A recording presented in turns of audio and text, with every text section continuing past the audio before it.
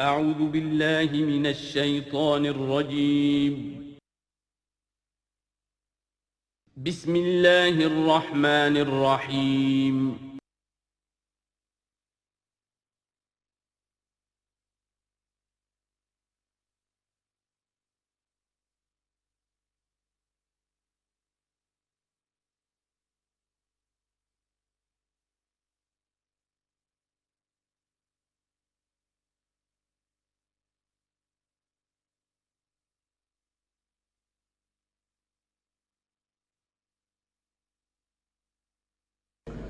نحمده ونصلي على رسوله الكريم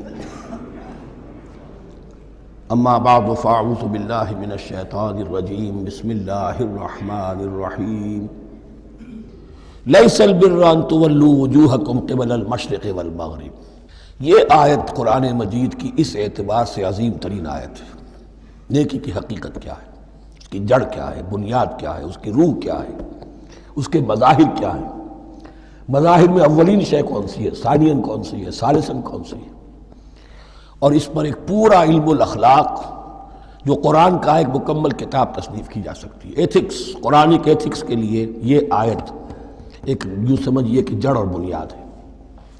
لیکن یہ سمجھ لیں کہ یہ آیت یہاں آئی کیوں ہے۔ پس منظر میں وہی تحویل قبلہ ابھی ہے۔ تحویل قبلہ کے 4 رکوع 15، 16، 17، 18 یہ تو سالڈ ہے۔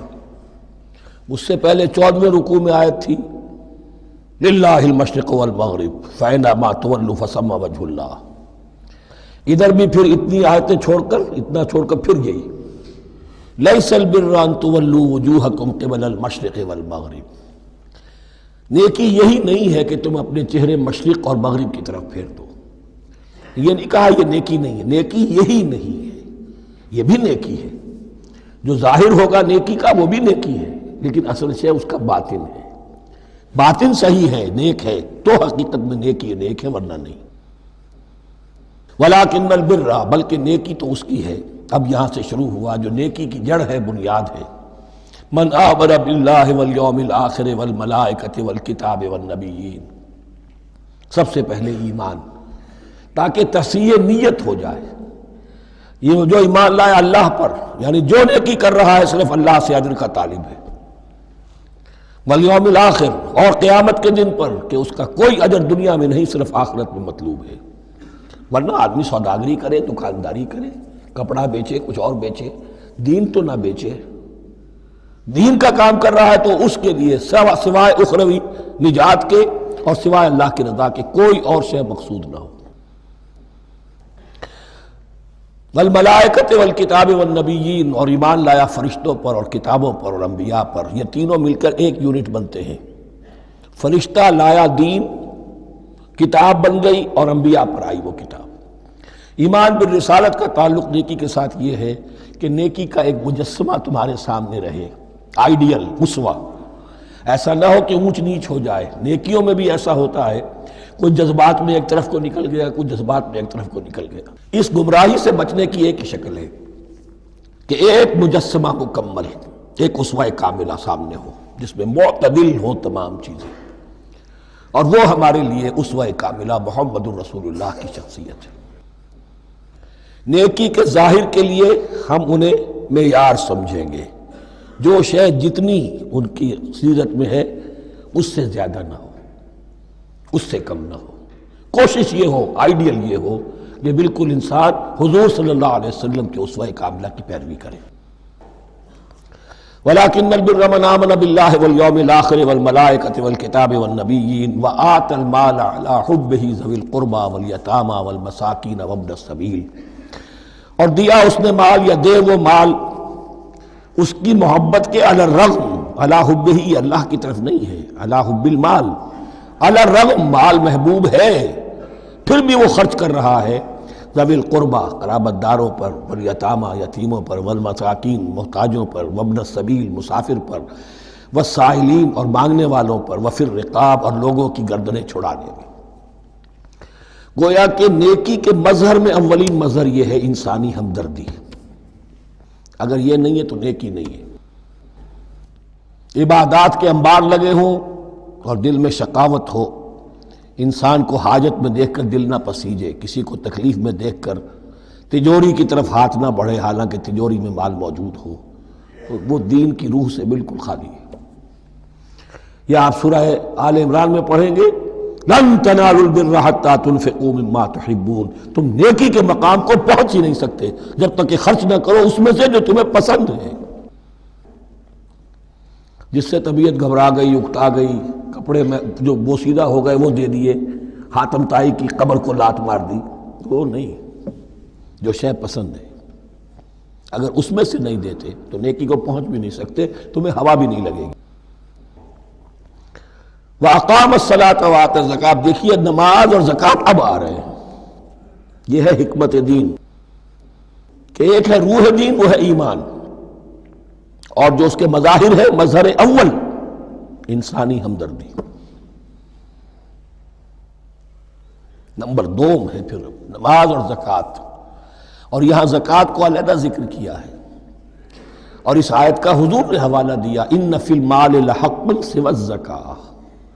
دیکھو کچھ لوگوں نے سمجھا بس ہم نے زکوٰۃ نکال دی تو حق ادا ہو گیا پورا، بڑی بے وقوفی ہے۔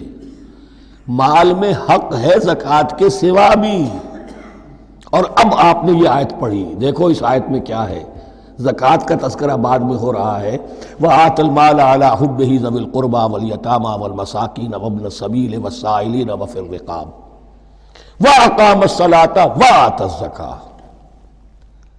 اس کی کیا حکمت ہے کہ ایمان کو تر و تازہ رکھنے کے لیے نماز ہے، اقم الصلاۃ لذکری، اور انسانی ہمدردی میں مال خرچ کرنے کے جذبے کو پروان چڑھانے کے لیے، برقرار رکھنے کے لیے زکوٰۃ ہے۔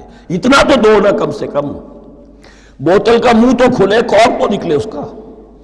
اگر بوتل کا کارک نکل جائے گا تو شاید اس میں سے کچھ شربت اور بھی نکل آئے، تو زکوٰۃ ہے تو کارک کے مانند 2.5% ہے، کیا ہے، لیکن یہ کہ اس سے پھر کچھ اور بھی نکلے گا۔ جو زکوٰۃ بھی نہیں دیتا اس نے کیا کرنا۔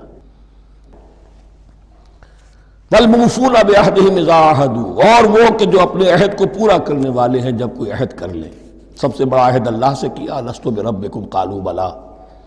پھر عہد شریعت کا ہے کہ جو ہم نے کیا اللہ کے ساتھ، پھر آپس میں جو بھی معاہدے ہو جائیں، اور معاملات انسانی سارے کے سارے معاہدات کی شکل میں۔ شوہر اور بیوی کا معاملہ بھی ایک معاہدہ ہے، marriage is a social contract. شوہر کی ذمہ داریاں ہیں، اس کے فرائض ہیں، بیوی کی ذمہ داریاں اس کے فرائض ہیں، شوہر کے حقوق ہیں، بیوی کے حقوق ہیں۔ پھر جو بھی امپلائر امپلائی ریلیشن شپ ہے، معاہدہ ہے، کانٹریکٹ ہے۔ جو ہمارا آپ کا پولیٹیکل سسٹم ہے وہ بھی معاہدوں کے اوپر مبنی ہے، بڑا بزنس جو ہے وہ کانٹریکٹ پہ چلتا ہے۔ تو اگر ایک چیز پیدا ہو جائے کہ جو عہد کر لیا ہے اسے پورا کرنا ہے، تو ساری اسٹریم لائننگ ہو جائے گی تمام معاملات کی۔ وَالْمُوفُونَ بِعَهْدِهِمْ إِذَا عَاهَدُوا وَالصَّابِرِينَ فِي الْبَأْسَاءِ وَالضَّرَّاءِ وَحِينَ الْبَأْسِ، اور خاص طور پر صبر کرنے والے فقر و فاقہ میں، جنگ کی حالت میں اور تکلیف میں۔ یعنی ایک نیکی ہے بدھ مت کے بھکشوؤں کی نیکی، ایک نیکی یہ ہے، یہ نیکی باطل کو چیلنج کرتی ہے، یہ نیکی خانقاہوں تک محدود نہیں ہوتی، یہ نیکی صرف انفرادی سطح تک محدود نہیں رہتی۔ جو نیکی اللہ چاہتا ہے وہ یہ ہے کہ اب باطل کا سر کچلنے کے لیے میدان میں آؤ، اور جب باطل کا سر کچلنے کے لیے میدان میں آؤ گے تو خود بھی تکلیفیں اٹھانی پڑیں گی۔ صحابہ کرام کو بھی جانیں دینی پڑی ہیں، سینکڑوں صحابہ نے جام شہادت نوش کیا۔ تو آخری چوٹی کیا ہے، گویا کہ سمم بونم جس کو کہتے ہیں ایتھکس کے اندر، کہ اس نظریہ اخلاق میں سب سے اونچی منزل کون سی ہے، وہ سمم بونم جو ہے اسلام کا، وَالصَّابِرِينَ فِي الْبَأْسَاءِ وَالضَّرَّاءِ وَحِينَ الْبَأْسِ وَلَا تَقُولُوا لِمَنْ يُقْتَلُ فِي سَبِيلِ اللَّهِ أَمْوَاتٌ بَلْ أَحْيَاءٌ وَلَكِنْ لَا تَشْعُرُونَ۔ وہ آیت یاد کر لیجیے، اولئک الذین صدقوا، یہ ہیں لوگ جو سچے ہیں۔ دعوت و نیکوکاری کا بہت شوق ہے، یہ ہیں وہ لوگ کہ جو سچے ہیں۔ وَأُولَٰئِكَ هُمُ الْمُتَّقُونَ، اور یہی حقیقت میں متقی ہیں۔ تمہارے ذہنوں میں کوئی اور نقشے بیٹھے ہوئے ہیں، کوئی لباس ہے، وضاقتہ ہے، بس یہ بڑا متقی آدمی ہے۔ تقویٰ اس کا نام ہے، یعنی یہ پوری انسانی شخصیت کا ایک ہیولہ ہے، ایک پوری انسانیت کا ایک فرد کا نقشہ کھینچ دیا گیا کیریکٹر کا، اس کے اندر روح ایمان اور خارج میں اس ترتیب کے ساتھ دین کی یہ تقاضے اور نیکی کے یہ مظاہر موجود ہیں۔ اللہم ربنا اجعلنا منہم، اللہم ربنا اجعلنا منہم۔ اب اس کے بعد کچھ وہی جو معاملات انسانی ہیں اس پر اب بحث، جیسا کہ میں نے کہا تھا کہ ایک لڑی ہے شریعت کی، معاملات کی۔ یہ تو بڑے بڑے پھول جو تھے، آیت الآیات اور آیت البر۔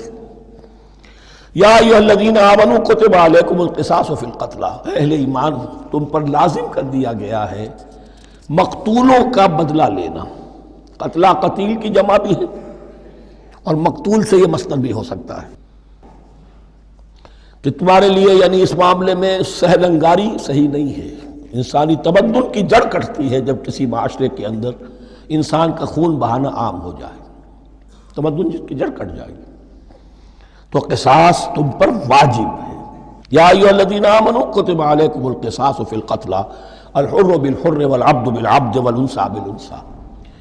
ایک آزاد کی جگہ آزاد ہی قتل کیا جائے گا۔ آزاد میں قتل کیا ہے تو ظاہر بات ہے وہ آزاد ہی اس کی جگہ قتل ہوگا۔ یہ نہیں وہ کہے میرا غلام لے جاؤ، میرے 2 غلام لے لو، نہیں۔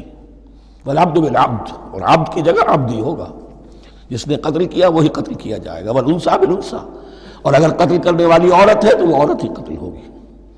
اس میں چونکہ وہاں بہت سے رواج مختلف تھے، بہت سے معیار بھی مختلف تھے۔ اگر اوسی خزرجی کو قتل کر دے تو 1/3 خون بہا، 3 گنا خون بہا، اور خزرجی اوسی کو قتل کرے تو 1/3 خون بہا، یہ ان کا قانون تھا۔ اسی طرح یہ کہ آزاد میں اور غلام میں فرق تھا، لیکن ہماری شریعت میں اگرچہ یہ طویل بڑا مضمون ہے اور اس میں کافی فقہا کے اقوال ہیں مختلف، لیکن امام ابو حنیفہ رحمۃ اللہ علیہ کا قول یہی ہے کہ تمام مسلمان آپس میں کفو ہیں، برابر ہیں، لہذا یہاں کوئی فرق نہیں کیا جائے گا قتل کے مقدمات میں۔ فمن عفی لہ من اخیہ شیء فاتباع بالمعروف واداء الیہ باحسان، پھر جس کو معاف کر دیا جائے کوئی شے اس کے بھائی کی جانب سے، یعنی جو مقتول ہے اس کے ورثاء اگر کہتے ہیں صاحب ہم اس کی جان بخشنے کو تیار ہیں، چاہے وہ خون بہا لے لیں یا ویسے ہی معاف کر دیں، تو جو بھی کچھ خون بہا طے ہوا ہو اداء الیہ باحسان فاتباع بالمعروف، تو اس کی پیروی کی جائے معروف طریقے پر اور ادائی کی جائے خوبصورتی کے ساتھ۔ ذالک تخفیف من ربکم ورحمہ، یہ تمہارے رب کی طرف سے تخفیف ہے، آسانی کی ہے اور رحمت ہے، اور اس کی رحمت ہونا بہت واضح ہے۔ اگر یہ شکل نہ ہو تو پھر قتل در قتل کا سلسلہ جو ہے وہ جاری رہتا ہے، لیکن اگر یہ ہو گیا کہ قاتل کو لا کے سامنے کھڑا کر دیا، لو بھائی اب تمہارے ہاتھ میں اس کی جان ہے، چاہو تو یہ قتل کر دیا جائے گا، چاہو احسان کرنا چاہو بخشنا چاہو ویسے ہی بخش دو، چاہو تو خون بہا لے لو۔ اس سے کیا ہوگا کہ وہ دشمنیوں کا جو دائرہ ہے وہ پھر سمٹ جاتا ہے، بڑھتا نہیں۔ اس میں بڑی رحمت ہے اللہ کی طرف سے۔ قانون جو ہے اسلام میں قتل کا، اس میں مدعی ریاست نہیں ہوتی۔ آج کل ہمارے ہاں غلطی یہ ہے، مدعی ریاست بن جاتی ہے۔ یہ مدعی ہوتا ہے یہاں پر جو بھی مقتول کے ورثاء ہیں، اور کسی کو صدر کو کیا صدر کے باپ کو بھی اختیار نہیں ہے کہ کسی قاتل کو معاف کر دے۔ قاتل کو معاف کرنے کا جو اختیار ہے وہ صرف مقتول کے ورثاء کو ہے، کوئی صدر نہیں کر سکتا۔ ہمارے دستور میں ہے، پوری شرع پوری شک موجود ہے۔ فمن اعتدی بعد ذلک فلہ عذاب علیم، اور جو اس کے بعد بھی حد سے تجاوز کرے گا تو اس کے لیے دردناک اور بہت بڑا عذاب ہوگا۔ وَلَكُمْ فِي الْقِصَاصِ حَيَاةٌ يَا أُولِي الْأَلْبَابِ لَعَلَّكُمْ تَتَّقُونَ، اور اے ہوش مندو قصاص میں زندگی ہے تمہارے لیے۔ ایک روحانی تصور ہے معاف کر دینا اچھا ہے، اسلام بھی کہتا ہے ان تعفوا وتصفحوا وتغفروا فإن اللہ غفور رحیم، لیکن قتل کے مقدمات میں سہل انگاری جو ہے وہ اچھی نہیں ہے، پیروی شدت کے ساتھ ہونی چاہیے تاکہ اس سے آگے قتل کا سلسلہ بند ہو۔ وَلَكُمْ فِي الْقِصَاصِ حَيَاةٌ يَا أُولِي الْأَلْبَابِ لَعَلَّكُمْ تَتَّقُونَ، تاکہ تم بچ سکیں۔ اب کتب علیکم دوبارہ آ گیا۔ یہ کتبہ کے لفظ کو سمجھ لیجئے، جہاں بھی کوئی شے فرض کی جائے گی لازم کی جائے گی وہ کتبہ ہے۔ اسی لیے شریعت کے لیے قرآن مجید میں جو لفظ ہے الکتاب، الکتاب اس معنی میں کہ اس میں شریعت خداوندی پوری کی پوری موجود ہے۔ کتبہ علیکم، کتب علیکم اذا حضر احدکم الموت ان ترک خیرا الوصیۃ للوالدین والاقربین بالمعروف، تم پر واجب کر دیا گیا، فرض کر دیا گیا، جب تم میں سے کسی کی موت کا وقت آ جائے، اگر وہ کوئی خیر مال چھوڑ رہا ہو، دولت چھوڑ رہا ہو، تو اس کے لیے فرض کر دیا گیا وصیت کرنا اپنے والدین کے حق میں اور رشتہ داروں کے حق میں انصاف کے ساتھ۔ ابھی چونکہ قانون وراثت نازل نہیں ہوا تھا، یہ ابتدائی قدم اٹھایا گیا۔ وہاں ہوتا یہ تھا جو آج بھی ہندوؤں میں ہوتا ہے، جو مر گیا اس کی ساری جائیداد کا مالک جو ہے بڑا بیٹا، چھوٹے بیٹے بھی نہیں، نہ بیٹیاں نہ بیوی، کچھ نہیں، تو سارا کا سارا مال جو ہڑپ کر جاتے تھے، کسی کو کچھ نہیں۔ یہاں یہ کہ اب پہلا ابتدائی حکم دیا گیا، لیکن یہ آیت منسوخ ہو جائے گی سورہ نساء میں جب پورا قانون وراثت آ گیا، تو اب یہ آیت منسوخ شمار ہوتی ہے۔ ناسخ وہ قانون وراثت ہے جو سورہ نساء کے دوسرے رکوع میں آئے گا۔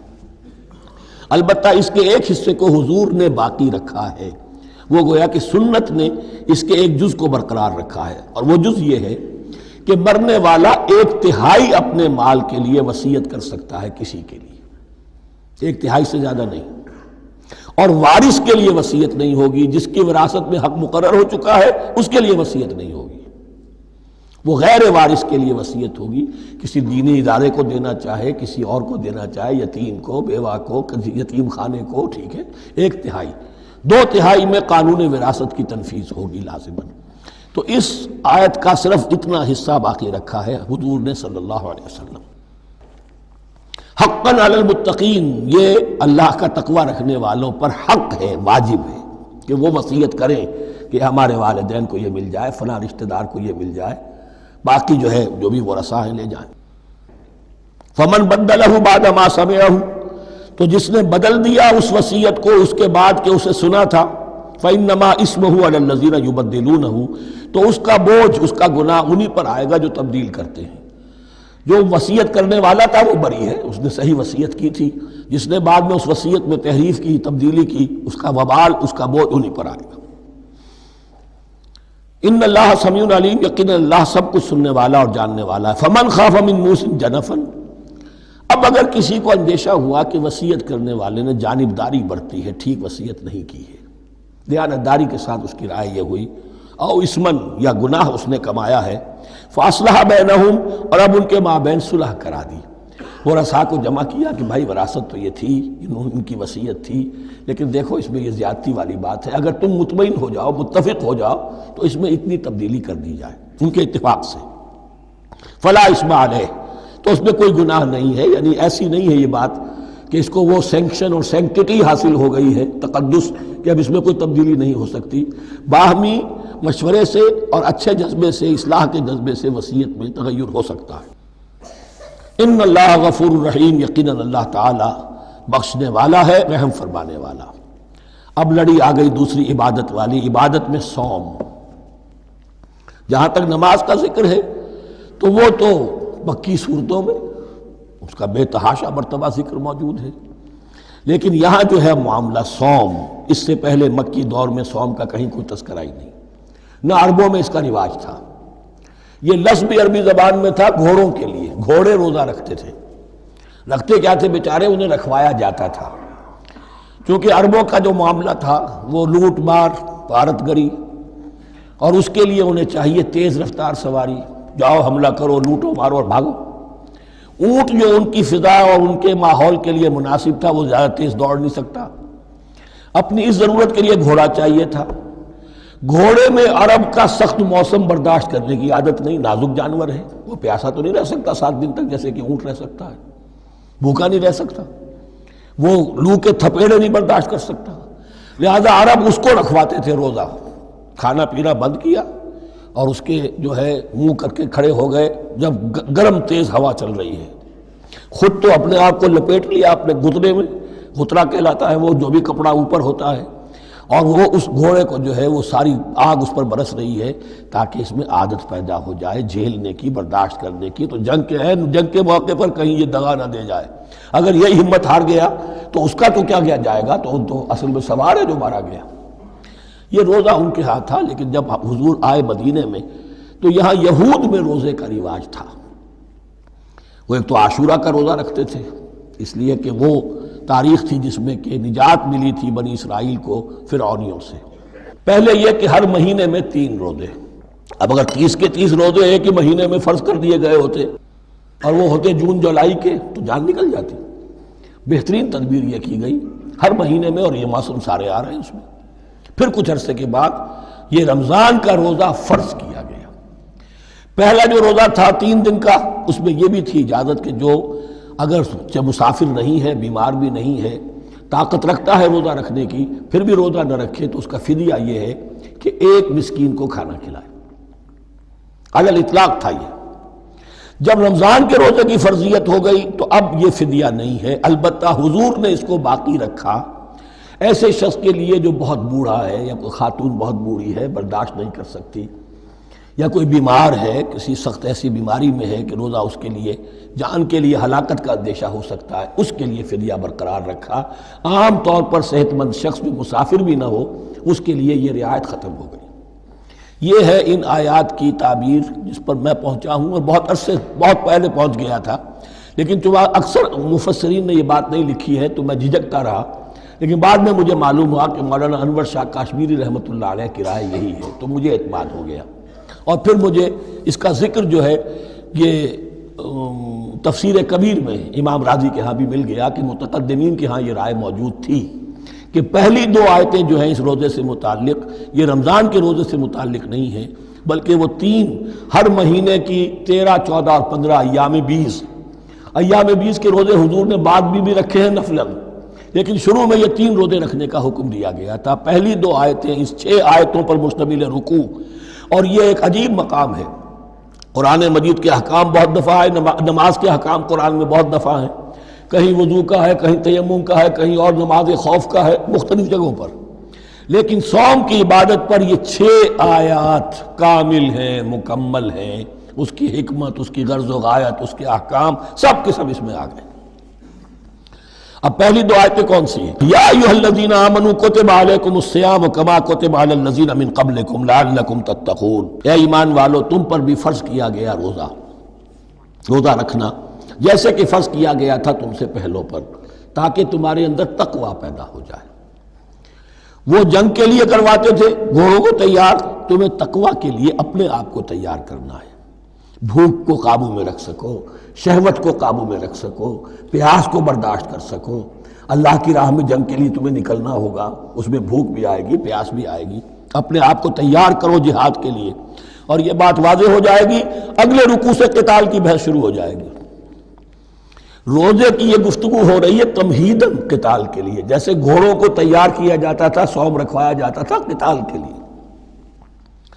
ایام معدودات، گنتی کے چند دن ہیں، یہ گویا کہ ثبوت ہے اس کا کہ یہ 2-3 دن سے زیادہ، معدود جو ہے وہ عربی زبان میں 9 سے زیادہ نہیں ہو سکتا۔ معدودہ جب آئے گا، ایام معدودات، یہ جمع جو ہے جمع قلت کہلاتی ہے۔ معدودات، معدودہ بڑی سے بڑی رقم ہو سکتی ہے، لیکن معدودات جمع قلت ہے۔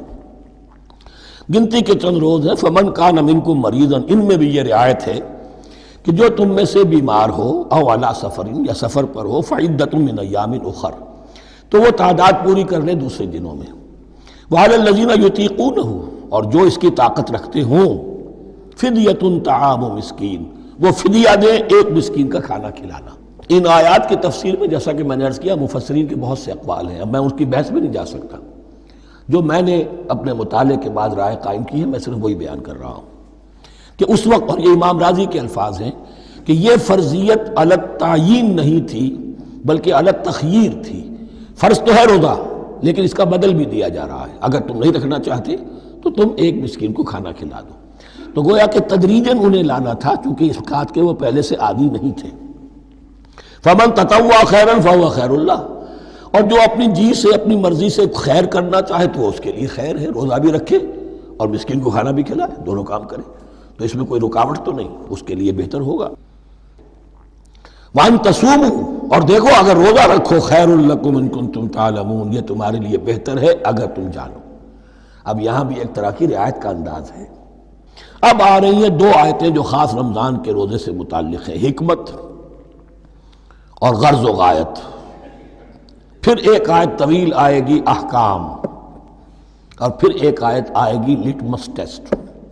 یہ 6 آیتیں۔ شہر رمضان الذی انزل فیہ القرآن، رمضان کا مہینہ وہ ہے جس میں قرآن نازل کیا گیا۔ ھدی للناس وبینات من الھدی والفرقان، لوگوں کے لیے ہدایت اور ہدایت کی بھی روشن بینات باتیں، والفرقان اور حق و باطل میں فرق کر دینے والی چیز۔ فمن شہد منکم الشہر، تو جو کوئی بھی پائے اس مہینے کو، یا جو شخص بھی مقیم ہو اس مہینے میں، مسافر نہ ہو، فلیصم، اس پر لازم ہے کہ روزہ رکھے۔ اب وہ وجوب علی التخییر ختم ہو گیا، اب وجوب علی التعیین، اب یہ لازم ہے، یہ رکھنا ہے۔ ایک رعایت باقی رکھی، ومن کان مریضا او علی سفر فعدۃ من ایام اخر، جو بیمار ہے یا یہ کہ سفر پر ہے وہ تعداد پوری کر لے دوسرے دنوں میں۔ یرید اللہ بکم الیسر ولا یرید بکم العسر، اللہ تمہارے ساتھ آسانی چاہتا ہے، سختی نہیں چاہتا۔ یہ لوگ اپنے اوپر سختیاں جھیلتے ہیں، شدید جو ہے سفر کے اندر بھی روزہ رکھے ہوئے، حالانکہ یہاں اجازت دی ہوئی ہے۔ یہ بلکہ حضور نے ایک مرتبہ ایک سفر میں کافی سرزنش کی، کچھ ایک جہاد اور قتال پہ نکلے تھے، لیکن کچھ لوگوں نے اس سفر میں بھی روزہ رکھ لیا۔ نتیجہ یہ ہوا کہ سفر کے بعد جہاں منزل میں اب جا کر خیمے لگانے تھے وہ نڈھال ہو کر گر گئے، جن لوگوں کا روزہ نہیں تھا انہوں نے پھر وہ خیمے لگائے، منزل کا کام کیا۔ تو حضور نے فرمایا کہ لیس من البر الصیام فی السفر، روزے رمضان اس میں سفر میں روزہ رکھنا کوئی نیکی کا کام نہیں ہے۔ لیکن ہمارا تصور اور ہے، 105 بخار چڑھا ہوا ہے، روزہ نہیں کھولوں گا میں، روزہ تو میں نے رکھا ہوا ہے، یا روزہ تو میں نہیں چھوڑوں گا۔ حالانکہ جہاں رعایت اللہ کی ہے اس رعایت سے فائدہ نہ اٹھانا ایک طرح کا کفران نعمت ہے۔ وَلِتُكْمِلُوا الْعِدَّةَ، لیکن تمہیں عدت اور تعداد اب پوری کرنی ہوگی۔ وہ جو تھی ایک رعایت کہ فدیہ دے کر فارغ ہو جاؤ، وہ نہیں ہے۔ وَلِتُكَبِّرُوا اللَّهَ عَلَىٰ مَا هَدَاكُمْ، اور تاکہ تم تکبیر کرو اللہ کی اس پر کہ جو اس نے ہدایت تمہیں عطا فرمائی۔ وَلَعَلَّكُمْ تَشْكُرُونَ، اور تاکہ تم شکر کر سکو اس نعمت عظمیٰ کا جو قرآن حکیم کی شکل میں تمہیں دی گئی ہے۔ اس موضوع پر میرا کتابچہ عظمت صوم اور عظمت صیام و قیام قرآن، اس میں یہ سارے مضامین تفصیل سے آئے ہیں، کیا حکمت ہے، کیا غرض و غایت ہے، کیا مقصد ہے، اور آخری منزل کیا ہے، وَإِذَا سَأَلَكَ عِبَادِي عَنِّي فَإِنِّي قَرِيبٌ۔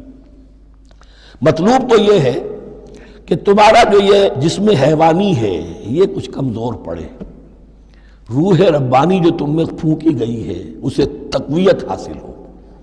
جن میں روزہ رکھو، اس حیوانی وجود کو ذرا کمزور کرو، دباؤ اس کے تقاضوں کو، رات کو کھڑے ہو جاؤ، اللہ کا کلام سنو اور پڑھو، تاکہ تمہاری روح کی آبیاری ہو، اس پر حیات، آب حیات کا ترشح ہو۔ نتیجہ کیا نکلے گا؟ تمہارے اپنے اندر سے ایک پیاس ابھرے گی، وَإِذَا سَأَلَكَ عِبَادِي عَنِّي فَإِنِّي قَرِيبٌ، تقرب الی اللہ کا جذبہ پیدا ہوگا۔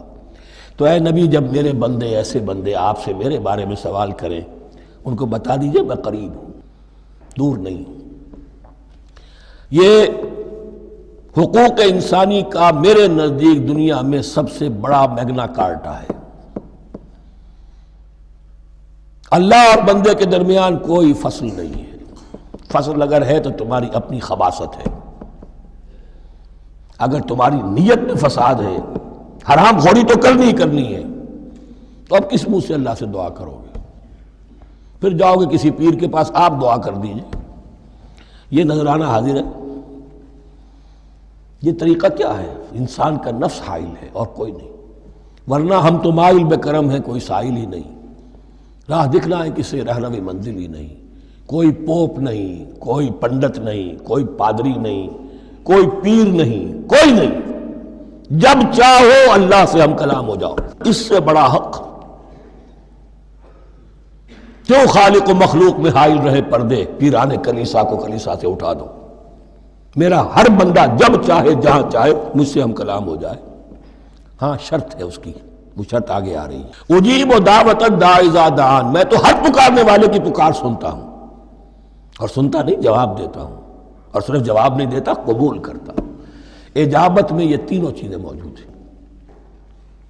اور اذا دعان، جہاں مجھے پکارے جب پکارے، there and then میں موجود ہوں۔ لیکن شرط کیا ہے؟ فَلْيَسْتَجِيبُوا لِي، انہیں بھی تو میرا کہنا ماننا چاہیے، یہ یک طرفہ بات نہیں ہوگی۔ فاذکرونی اذکرکم، تم مجھے یاد رکھو گے تو میں تمہیں یاد رکھوں گا۔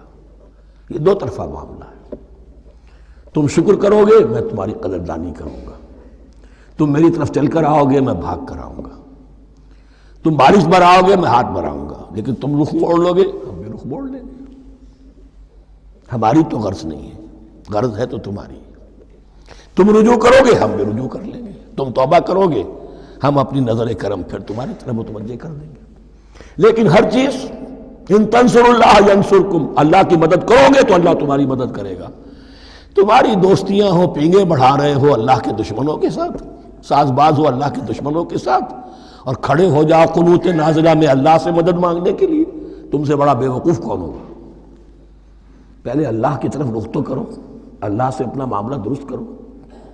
ہاں اس میں کوئی یہ شرط نہیں ہے کہ پہلے ولی کامل اس وقت توبہ کرو خلوص نیت سے اور سارے پردے ہٹ جائیں گے، لیکن خلوص نیت کے ساتھ توبہ۔ وَإِذَا سَأَلَكَ عِبَادِي عَنِّي فَإِنِّي قَرِيبٌ أُجِيبُ دَعْوَةَ الدَّاعِ إِذَا دَعَانِ فَلْيَسْتَجِيبُوا لِي وَلْيُؤْمِنُوا بِي لَعَلَّهُمْ يَرْشُدُونَ أُحِلَّ لَكُمْ لَيْلَةَ الصِّيَامِ الرَّفَثُ إِلَىٰ نِسَائِكُمْ۔ اب یہ ہے احکام کی آیت، بڑی طویل ہے، کیونکہ یہود کے ہاں شریعت میں روزہ جو ہے شروع ہو جاتا تھا شام کو ہی، اور رات بھی روزے میں شامل تھی، تو تعلق زن و شو بھی نہیں ہو سکتا، اور کوئی سحری وحری کا تصور نہیں تھا، جیسے ہی سوئے رات شروع روزہ شروع، اب اگلے دن تک غروب آفتاب تک روزہ رہے گا۔ ہمارے ہاں روزے میں نرمی کی گئی ہے، ایک تو یہ کہ رات کو اس سے خارج کر دیا، روزہ دن کا ہے، اور رات کے وقت تعلق زن و شو بھی ہے، کھانا پینا بھی ہے، جو پابندیاں روزے کی ہیں وہ سب اٹھ گئی۔ لیکن ہو یہ رہا تھا کہ لوگ سمجھ رہے تھے کہ شاید وہی جو احکام ہیں یہود کے ہاں شاید وہی ہمارے ہاں بھی ہیں، اس لیے وہ ایسا بھی ہوتا تھا اپنے جذبات میں بیویوں سے مقاربت کرتے تھے، لیکن دل میں سمجھتے تھے کہ ہم نے غلط کام کیا ہے۔ یہاں اب ان کو اطمینان دلایا جا رہا کہ نہیں، أُحِلَّ لَكُمْ لَيْلَةَ الصِّيَامِ الرَّفَثُ إِلَىٰ نِسَائِكُمْ، حلال کر دیا گیا ہے تمہارے لیے روزے کی راتوں میں اپنی بیویوں کے پاس جانا۔ ہن لباس لکم وانتم لباس لہن، وہ پوشاک ہے تمہارے لیے، تم پوشاک ہو ان کے لیے۔ بڑا بلیغ کنایا ہے یہ، جیسے لباس میں اور جسم میں کوئی پردہ نہیں ہے، لباس ہی تو پردہ ہے نا، لباس میں اور جسم میں تو کوئی پردہ نہیں، ایسے ہی بیوی میں اور شوہر میں کوئی پردہ نہیں۔ ہن لباس لکم وانتم لباس لہن۔ ویسے بھی انسان کے اخلاق کی حفاظت کرنے والی، مرد کے اخلاق کی حفاظت کرنے والی بیوی ہے، بیوی کے اخلاق کی حفاظت کرنے والا مرد ہے۔ وہ مجھے اقبال کا شعر یاد آ رہا تھا، تعلیم نئی ہو کہ پرانی، نسوانیت زن کا نگہباں ہے فقط مرد، نہ پردہ نہ تعلیم نئی ہو کہ پرانی، نسوانیت زن کا نگہباں ہے فقط مرد۔ بہرحال ایک دونوں کے لیے وہ ایک ضرورت بھی ہے، ان کی پردہ پوشی بھی کرتے ہیں ایک دوسرے کی، اور اس طریقے سے لباس کی جو ہے اس میں کنایا کیا گیا۔ علم اللہ انکم کنتم تختانون انفسکم، اللہ کے علم میں ہے کہ تم اپنے آپ کے ساتھ خیانت کر رہے تھے، ایک کام کر رہے تھے جو گناہ نہیں ہے، لیکن تم سمجھتے تھے گناہ ہے، تو اپنے آپ سے خیانت ہو گئی کہ نہیں؟ اصلاً وہ گناہ نہیں تھا لیکن تمہارے علم میں نہیں تھا، لیکن تم یہ سمجھتے ہوئے بھی کہ یہ ممنوع ہے، اس کا ارتکاب کر رہے تھے۔ علم اللہ انکم کنتم تختانون انفسکم فتاب علیکم، تو اللہ نے تم پر نظر رحمت فرمائی، وعفا عنکم، اور بخش دیا، معاف کر دیا، جو بھی خطائیں ہو گئی ہیں وہ سب کے سب معاف سمجھو۔ فالآن باشروہن، اب ان کے ساتھ جو بھی تعلق زد و شے ہے وہ قائم کرو، وابتغوا ما کتب اللہ لکم، اور تلاش کرو، حاصل کرو جو کچھ اللہ نے تمہارے لیے لکھ دیا ہے۔ کیا لکھ دیا ہے؟ ایک تو اولاد تعلق زد و شو میں، اور ایک سکون ہے کہ جو اللہ تعالیٰ نے اس میں رکھا ہے، لِتَسْكُنُوا إِلَيْهَا، قرآن مجید میں یہ الفاظ آئے، ایک تسکین ہے، سکون ہے، اعصاب کا تناؤ جو ہے وہ اس کے بعد جو ہے اس کے اندر ایک سکون کی کیفیت پیدا ہو جاتی ہے۔ اور یہی اس میں حکمت ہے کہ حضور اپنے ہر سفر میں ہم ایک زوجہ محترمہ کو ضرور ساتھ رکھتے تھے، اس لیے کہ قائد کو، سپہ سالار کو کسی وقت بڑی ایسی یعنی پریشان کن صورتحال میں فیصلے کرنے پڑتے ہیں، جذبات پر دباؤ ہوتا ہے اور اعصاب پر دباؤ ہوتا ہے، تو ساتھ اگر کوئی اہلیہ بھی موجود ہو تو اس میں اور اس کے بہترین مواقع سیرت میں آئے ہیں، وہ پھر کسی وقت میں بیان کروں گا۔ وَابْتَغُوا مَا كَتَبَ اللَّهُ لَكُمْ وَكُلُوا وَاشْرَبُوا حَتَّى يَتَبَيَّنَ لَكُمُ الْخَيْطُ الْأَبْيَضُ مِنَ الْخَيْطِ الْأَسْوَدِ مِنَ الْفَجْرِ، اور کھاؤ اور پیو یہاں تک کہ واضح ہو جائے تمہارے لیے سفید دھاری فجر کی سیاہ دھاری سے۔ یعنی یہ پاؤ پھٹنے کے لیے استعارہ ہے کہ جب سفیدہ نمایاں ہوتا ہے ایک لکیر کی طرح، پاؤ پھٹ گئی، اس وقت تک کھانے پینے کی چھوٹ ہے، سحری جو ہے آپ کر سکتے ہیں، بلکہ کلو واشربو، کھاؤ اور پیو۔ اور اس کی حدیث میں تاکید آئی ہے، اور یہ بھی فرمایا ہمارے اور یہود کے روزے کے مابین سحری جو ہے وہ فرق ہے۔ تسحروا فإن فی السحور برکہ، سحری ضرور کیا کرو اس لیے کہ سحری میں برکت ہے۔ ثم اتموا الصیام الی اللیل، پھر رات تک روزے کو پورا کرو۔ اب رات تک میں اکثر فقہا کے نزدیک غروب آفتاب مراد ہے، اہل تشیع اس سے ذرا آگے جاتے ہیں کہ رات کا لفظ آیا ہے تو ذرا اور غروب آفتاب پر چند منٹ گزر جائے، لیکن ہمارے اہل سنت کے ہاں غروب آفتاب جو ہے وہی گویا کہ یہ اس کی غایت ہے۔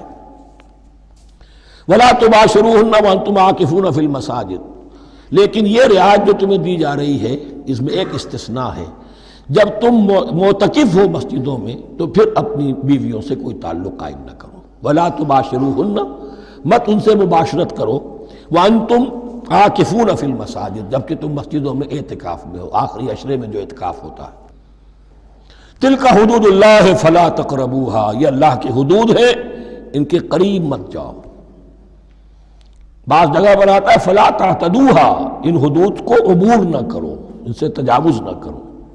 تو حرام تو یہی شے ہوگی کہ حدود سے تجاوز کیا جائے، لیکن احتیاط اس میں ہے to keep at a safe distance, ذرا دور رہو۔ آخری حد تک چلے جاؤ گے تو اندیشہ ہے کہ کہیں اس حد کو کراس نہ کر جاؤ۔ فلا تقربوها، اللہ کے حدود سے ذرا ایک سیف ڈسٹینس کے اوپر رہنا ضروری ہے۔ کذالک یبین اللہ آیاتہ للناس، اسی طرح اللہ تعالیٰ واضح کرتا ہے اپنی نشانیاں لوگوں کے لیے، لعلہم یتقون، تاکہ وہ تقوی کی روش اختیار کر سکیں، بچ سکیں۔ اب وہ لٹمس ٹیسٹ والی آیت آ گئی، تقوی کا ٹیسٹ کیا ہے؟ روزہ اس لیے فرض کیا کہ تقوی پیدا ہو جائے، یہ سارے احکام تمہیں دیے جا رہے ہیں تاکہ تمہیں تقوی پیدا ہو جائے۔ ٹیسٹ کیا ہے؟ تقوی کا لٹمس ٹیسٹ عقل حلال، یہ نہیں ہے کوئی نیکی نہیں۔ وَلَا تَأْكُلُوا أَمْوَالَكُمْ بَيْنَكُمْ بِالْبَاطِلِ، اپنے مال آپس میں باطل طریقوں سے ہڑپ نہ کرو۔ وَتُدْلُوا بِهَا إِلَى الْحُكَّامِ، اور اپنے مال کو ذریعہ نہ بناؤ حکام تک پہنچنے کا۔ لِتَأْكُلُوا فَرِيقًا مِنْ أَمْوَالِ النَّاسِ بِالْإِثْمِ، تاکہ تم لوگوں کے مال کو ہڑپ کر سکو گناہ کے ساتھ، وَأَنْتُمْ تَعْلَمُونَ، اور تم اس کو جانتے بوجھتے کر رہے ہو۔ جو شخص اس معیار سے تو اس سے باز آ گیا وہ ہے متقی۔ یہ لسٹمس ٹیسٹ ہے، ورنہ نمازوں کی تعداد، روزوں کی تعداد اور حرام کھانا تو تقوی نہیں۔ یہ میں حیران ہوتا ہوں کہ اب اس پر کبھی غور نہیں کیا ہے لوگوں نے کہ یہ آیت کہاں سے آ گئی درمیان میں۔ روزے کے احکام اور اس کے بعد قتال کے احکام بھی شروع ہوں گے، حج کے احکام شروع ہوں گے، یہ بیچ میں آیت۔ واقعہ یہ ہے کہ جیسے روزے کی حکمت کا نقطہ عروج کیا ہے، وَإِذَا سَأَلَكَ عِبَادِي عَنِّي فَإِنِّي قَرِيبٌ، روح انسانی میں ایک طلب پیدا ہو جائے تقرب اللہ کی۔ اسی طرح احکام صوم میں جو کلائمیکس ہے وہ یہ ہے، وَلَا تَأْكُلُوا أَمْوَالَكُمْ بَيْنَكُمْ بِالْبَاطِلِ وَتُدْلُوا بِهَا إِلَى الْحُكَّامِ لِتَأْكُلُوا فَرِيقًا مِنْ أَمْوَالِ النَّاسِ بِالْإِثْمِ وَأَنْتُمْ تَعْلَمُونَ۔ يَسْأَلُونَكَ عَنِ الْأَهِلَّةِ، اے نبی آپ سے پوچھ رہے ہیں چاند کی گھٹتی بڑھتی صورتوں کے بارے میں۔ قُلْ هِيَ مَوَاقِيتُ لِلنَّاسِ وَالْحَجِّ، کہہ دیجئے یہ لوگوں کے لیے ایک اوقات کا تعین ہے، کیلنڈر ہے، اور حج کے لیے۔ اب دیکھو آپ کو معلوم ہے کہ یہ اللہ تعالیٰ نے ایک کیلنڈر لٹکا دیا ہے، معلوم ہو گیا یہ چاند پہلی تاریخ ہو گئی، کچھ دنوں کے بعد آپ نے دیکھا معلوم ہوتا ہے کہ اب ایک ہفتہ گزر گیا ہے، آدھا چاند ہو گیا ہے، 2 ہفتے ہو گئے، پورا چاند ہو گیا ہے، پھر نے گھٹنا شروع کیا۔ تو یہ گویا کہ لوگوں کے لیے اوقات کار کی تعین کے لیے، اور خاص طور پر سب سے اہم شے حج، اور یہ نوٹ کیجئے، صوم کے بعد حج اور حج کے ساتھ قتال۔ حج وہ عبادت ہے جو ایک خاص جگہ پر ہو سکتی ہے، نماز ہر جگہ ہو سکتی ہے، روزہ ہر جگہ ہو سکتا ہے، عبادت اور ہر جگہ ہو سکتی ہے، اور زکوٰۃ ہر جگہ دی جا سکتی، حج تو وہی ہوگا۔ اور وہ تھا اس وقت زیر تسلط مشرکین کے، اور مشرکین کے تسلط سے نکالنے کے لیے قتال لازم تھا۔ اس قتال کے لیے صبر پہلے پیدا ہونا ضروری ہے۔ جو گھوڑوں کو روزہ رکھواتے تھے پہلے خود روزہ رکھو، یہ ترتیب ہے، ربط ہے۔ صوم کے احکام فوراً حج اور قتال کے احکام۔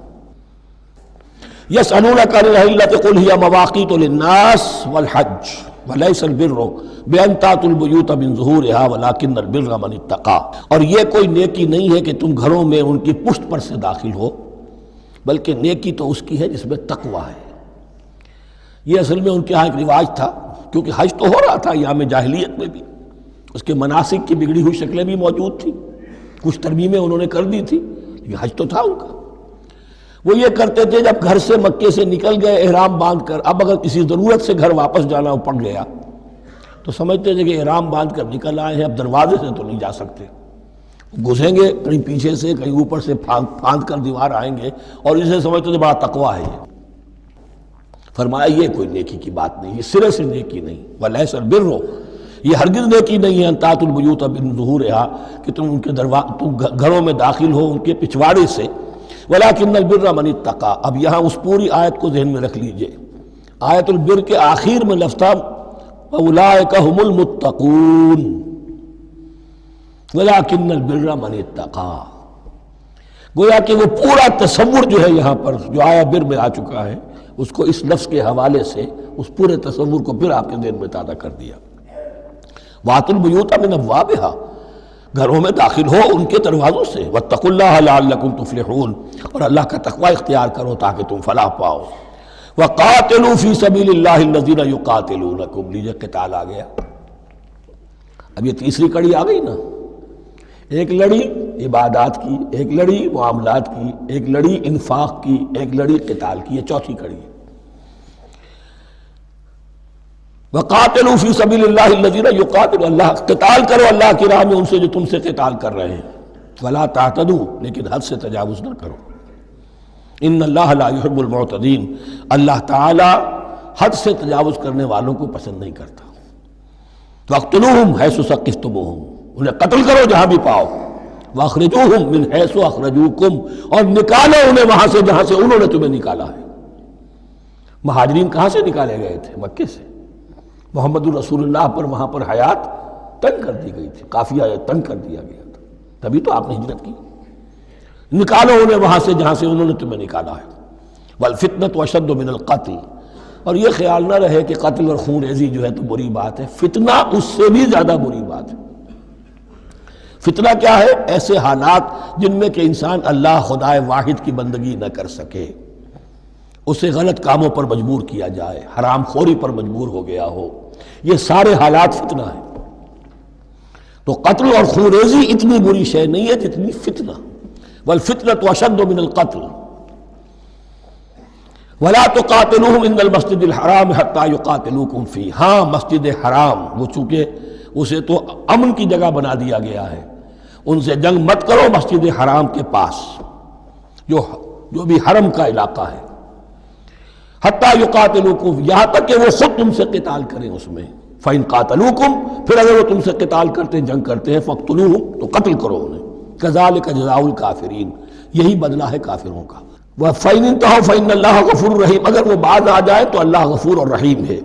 وَقَاتِلُوهُمْ حَتَّى لَا تَكُونَ فِتْنَةٌ وَيَكُونَ الدِّينُ لِلَّهِ۔ اب جب یہ جنگ کا مرحلہ شروع ہو گیا ہے دعوت محمدی کے سلسلے میں صلی اللہ علیہ وسلم، تو مسلمانوں جان لو، ایک دور تھا 12-13 برس تک تمہیں حکم تھا کفو ایدیکم، مارے کھاؤ ہاتھ نہ اٹھاؤ۔ اب یہ نیا دور ہے، آ گیا ہے، تمہاری دعوت و تحریک جو ہے وہ نئے دور میں داخل ہو گئی ہے۔ اب جب تمہاری تلواریں نیام سے باہر آ گئی ہیں، اب یہ نیام میں نہ جائیں جب تک کہ فتنہ بالکل ختم نہ ہو جائے اور دین اللہ ہی کے لیے ہو جائے، اللہ کا دین قائم ہو جائے۔ یہ آیت دوبارہ آئے گی اور زیادہ نکھری ہوئی شان کے ساتھ سورہ انفال میں، وَقَاتِلُوهُمْ حَتَّى لَا تَكُونَ فِتْنَةٌ وَيَكُونَ الدِّينُ كُلُّهُ لِلَّهِ، دین کل کا کل، جز نہیں۔ دین کی بالادستی پوری انسانی زندگی پر، انفرادی بھی اجتماعی بھی، اور اجتماعی کے بھی سارے پہلو، politico socio economic system totally وہ اللہ کے احکام کے تابع ہو۔ وَقَاتِلُوهُمْ حَتَّى لَا تَكُونَ فِتْنَةٌ وَيَكُونَ الدِّينُ لِلَّهِ فَإِنِ انْتَهَوْا فَلَا عُدْوَانَ إِلَّا عَلَى الظَّالِمِينَ، پھر اگر وہ باز آ جائیں، صلح چاہے تو ٹھیک ہے، پھر ظالموں کے اوپر جو ہے سوائے ظالموں کے کسی پر زیادتی جائز نہیں۔ الشہر الحرام بالشہر الحرام، حرمت والا مہینہ بدلہ ہے حرمت والے مہینے کا، والحرمات قصاص، اور حرمات کے اندر بھی بدلہ ہے۔ فَمَنِ اعْتَدَىٰ عَلَيْكُمْ فَاعْتَدُوا عَلَيْهِ بِمِثْلِ مَا اعْتَدَىٰ عَلَيْكُمْ، تو جو کوئی بھی تم پر زیادتی کرتا ہے، دست درازی کرتا ہے، تو تم بھی اس کے خلاف کارروائی کرو، اقدام کرو جیسے کہ اس نے تم پر زیادتی کی۔ وَاتَّقُوا اللَّهَ، اور اللہ کا تقوی اختیار کرو۔ وَاعْلَمُوا أَنَّ اللَّهَ مَعَ الْمُتَّقِينَ، اور یہ جان لو کہ اللہ ساتھ ہے متقیوں کے، یعنی اللہ کی تائید، نصرت، اس کی مدد آئے گی اہل تقوی کے۔ اب دیکھیے وہ تیسری کڑی یہاں بہت چھوٹی سی آئی ہے، قتال کی ذرا زیادہ بڑی کڑی آ گئی ہے اور یہ چھوٹی سی کڑی آ رہی ہے۔ قتال کے لیے لازم ہے انفاق بھی۔ جنگ کیسے ہوگی اگر فوج کے لیے ساز و سامان نہ ہو، رسد کا اہتمام نہ ہو، ہتھیار نہ ہو، سواریاں نہ ہو، کیسے ہوگی جنگ؟ وَأَنفِقُوا فِي سَبِيلِ اللَّهِ وَلَا تُلْقُوا بِأَيْدِيكُمْ إِلَى التَّهْلُكَةِ، خرچ کرو اللہ کی راہ میں اور مت ڈالو اپنے آپ کو اپنے ہاتھوں ہلاکت میں۔ یعنی اللہ کا دین اس وقت اسے احتیاج ہے، وہ پیسہ چاہتا ہے، جیسے حضور نے تبوک کے موقع پر عام اپیل کی اور آپ اپنے مال کو لے کر بیٹھے ہوئے ہیں، تو گویا کہ آپ نے اپنے آپ کو ہلاکت میں خود ڈال دیا۔ یہ انفاق ہے، جہاد بالمال۔ وَأَنفِقُوا فِي سَبِيلِ اللَّهِ وَلَا تُلْقُوا بِأَيْدِيكُمْ إِلَى التَّهْلُكَةِ وَأَحْسِنُوا إِنَّ اللَّهَ يُحِبُّ الْمُحْسِنِينَ، اور احسان کی روش اختیار کرو، دین کے اندر بھی خوبصورتی پیدا کرو، دین میں بہتر سے بہتر مقام حاصل کرنے کی کوشش کرو۔ ہمارا معاملہ کیا، دنیا میں آگے سے آگے اور دین میں پیچھے سے پیچھے۔ دین میں یہ دیکھیں گے اس سے کم پر گزارا ہو سکتا ہو، کوئی اور شے ہو کہ جس میں اس سے کم سے بھی بات پوری ہو جائے، دین میں یہ ہوگا، اور دنیا میں آگے سے آگے ہے جستجو کہ خوب سے ہے خوب تر کہاں۔ تو اگر یہ جستجو دنیا میں ہے، اس سے بڑھ کر دین میں ہونی چاہیے۔ فاستبقوا الخیرات، نیکیوں میں ایک دوسرے پر بازی لے جانے کی کوشش کرو۔ وَأَنفِقُوا فِي سَبِيلِ اللَّهِ وَلَا تُلْقُوا بِأَيْدِيكُمْ إِلَى التَّهْلُكَةِ وَأَحْسِنُوا، اور احسان کی روش اختیار کرو۔ ان اللہ یحب المحسنین، یقیناً اللہ تعالی محسنین کو، ان لوگوں کو کہ جو درجہ احسان پر فائز ہو جائیں، محبت کرتا ہے، انہیں پسند کرتا ہے۔ یہ حدیث جبرائیل اگر ذہن میں ہو تو 3 درجے ہیں، جیسے میں نے آج بتایا آپ کو، وَنَحْنُ لَهُ مُسْلِمُونَ وَنَحْنُ لَهُ عَابِدُونَ وَنَحْنُ لَهُ مُخْلِصُونَ۔ 3 درجے دوسرے ہیں، اسلام، ایمان، احسان۔ اخبرنی عن الاسلام، اخبرنی عن الایمان، اخبرنی عن الاحسان۔ احسان کیا ہے؟ ان تعبد اللہ کانک تراہ فإن لم تکن تراہ فإنہ یراک۔ یہ سارے کام جو دین کے لیے کیے جا رہے ہوں، عبادت ہے، جہاد ہے، قتال ہے، ایسی کیفیت میں، ایسے اخلاص کے ساتھ، گویا کہ تم اپنی آنکھوں سے اللہ کو دیکھ رہے ہو، اور اگر تم اللہ کو نہیں دیکھ رہے تو کم سے کم یہ کیفیت تو تمہاری ہو جائے کہ تمہیں مستحضر رہے کہ اللہ تمہیں دیکھ رہا ہے۔ یہ احسان ہے۔ وَأَحْسِنُوا، عام طور پر اس کا ترجمہ اس انداز میں نہیں کیا گیا، اس کو اچھی طرح سمجھ لیجئے، ویسے یہ مضمون کھل کر آئے گا سورہ مائدہ میں۔ ان اللہ یحب المحسنین، یقیناً اللہ تعالیٰ محسنین کو پسند کرتا ہے۔ وَأَتِمُّوا الْحَجَّ وَالْعُمْرَةَ لِلَّهِ، اور حج اور عمرہ مکمل کرو اللہ کے لیے۔ جو عمرے کے لیے احرام تو باندھ لیا جائے گا مدینے سے 7 میل باہر نکل کر ہی، حج مکمل تو ہوگا جب طواف بھی ہوگا، وقوف عرفہ بھی ہوگا، سارے اس کے جو بھی مناسک ادا کیے جائیں گے۔ لیکن یہ کہ جو شخص بھی نیت کر لے حج کی یا عمرے کی، تو پھر اسے مناسب کو مکمل کرنا چاہیے، کوئی کمی نہ رہے۔ فَإِنْ أُحْصِرْتُمْ، اگر تمہیں گھیر لیا جائے، روک دیا جائے، جیسے کہ سن 6 میں ہو گیا، صلح حدیبیہ کرنی پڑی، مشرکین مکہ اڑ گئے، نہیں داخل ہونے دیں گے۔ اگر تمہارا گھیراؤ ہو جائے فمستیسر من الہدی، تو جو بھی تم قربانی پیش کر سکو پیش کر دو۔ یہ دم احصار کہلاتا ہے کہ چونکہ اب ہم آگے نہیں جا سکتے، یہی ہمیں احرام کھولنا پڑ رہا ہے، تو دم احصار، یہ خون، یہ جو جانور اللہ کے نام پر ہم دے رہے ہیں، یہ اس کی ایک طرح کا کفارہ ہے۔ وَلَا تَحْلِقُوا رُؤُوسَكُمْ حَتَّى يَبْلُغَ الْهَدْيُ مَحِلَّهُ، اور اپنے سر اس وقت تک نہ مونڈو جب تک کہ وہ ہدی کا جانور جو ہے وہ محل تک، یعنی جو بیت الماء جہاں پر جا کر ذبح ہونا ہے وہاں پہنچ نہ جائے۔ جانور تو آپ نے بھیج دیے اور وہ رکاوٹ نہیں ڈالیں گے، اس لیے کہ ان کا گوشت تو ان کو کھانے کو ملے گا، لہذا جانور، لیکن یہ اندازہ کر لو کہ اب اتنا وقت گزر گیا ہے کہ وہ ہدی قربانی کا جانور جو ہے وہ پہنچ گیا ہوگا، ہدیم بالغ الکعبہ، وہ وہاں پر اس کی اپنے مقام پر پہنچ گیا۔ فمن کان منکم مریضا او بہ اذی من راسہ، تو جو کوئی بھی تم میں سے ہو بیمار یا اس کے سر میں کوئی تکلیف ہو، کوئی زخم ہو، اور اس کی وجہ سے یہ ہے کہ وہ حجامت کرانی ضروری ہو جائے، بال کاٹنے ضروری ہو جائیں، ففدیۃ من صیام او صدقۃ او نسک، تو پھر فدیہ دینا پڑے گا۔ اگر اس ہدی کے جانور کے کعبے تک پہنچنے سے پہلے تمہیں اپنے بال کاٹنے پڑے، حجامت کرانی پڑی، تو فدیہ ہوگا۔ یہ جو ہے دم جنایت کہلاتا ہے، یعنی ایک جو کمی رہ گئی ہے اس کی تلافی کے لیے۔ وہ سیام بھی ہے، روزے 3 دن کے، او صدقۃ او نسک، یا پھر یہ ہے کہ کوئی قربانی ہے، ایک جانور قربان کیا جائے، دم جنایت اس کو کہتے ہیں، یا صدقہ کیا جائے، 6 افراد کو کھانا کھلایا جائے۔ فَإِذَا أَمِنْتُمْ، پھر جب تمہیں امن حاصل ہو اور تم سیدھے جا سکتے ہو، بیت اللہ پہنچ سکتے ہو، فَمَنْ تَمَتَّعَ بِالْعُمْرَةِ إِلَى الْحَجِّ فَمَا اسْتَيْسَرَ مِنَ الْهَدْيِ، تو جو کوئی بھی فائدہ اٹھائے عمرے سے، حج سے قبل، فَمَا اسْتَيْسَرَ مِنَ الْهَدْيِ، تو وہ ایک اور قربانی پیش کرے جو بھی اسے میسر ہو۔ اب یہ سمجھ لیجئے کہ حضور کی بعثت سے پہلے عرب میں رواج یہ تھا کہ ایک سفر میں حج بھی کرنا، عمرہ بھی کرنا ان کے نزدیک حرام تھا، یہ توہین تھی کعبے کی۔ حج کے لیے 3 مہینے، شوال، ذوالقعدہ، ذی الحج، اور رجب کا مہینہ ان کے ہاں طے تھا عمرے کے لیے۔ عمرے کے لیے علیحدہ سفر کرو، اس کے لیے علیحدہ سفر کرو۔